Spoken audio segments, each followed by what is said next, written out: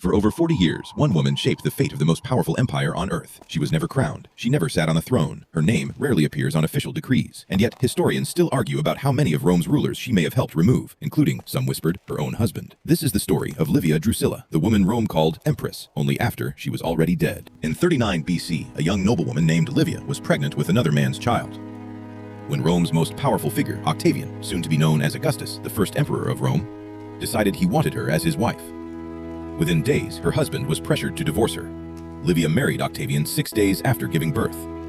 It was scandalous, even by Roman standards.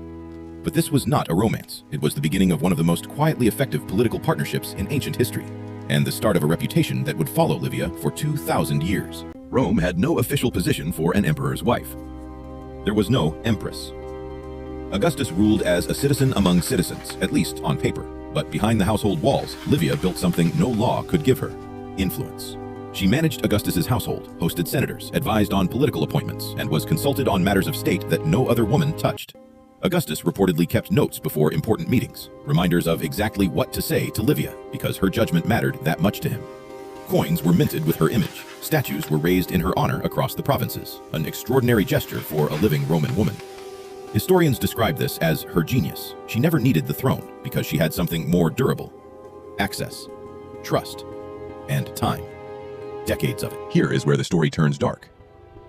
Augustus had chosen heir after heir to succeed him, and one by one, they died. His nephew, Marcellus, his close ally, Agrippa, his grandsons, Gaius and Lucius, both dead young, within 18 months of each other, under circumstances ancient writers found suspicious. Each death cleared a path toward Livia's own son from her first marriage, Tiberius. The Roman historian Tacitus later wrote about the persistent rumors surrounding these deaths, rumors that pointed toward Livia's hand, though he was careful to frame them as claims, not confirmed fact. What is certain, when the dust settled, it was Livia's son who became the second emperor of Rome. You might expect the woman behind an emperor's rise to be celebrated by her son. Instead, Tiberius spent much of his reign trying to limit his mother's influence, and many historians believe, trying to write her out of the story that had made him.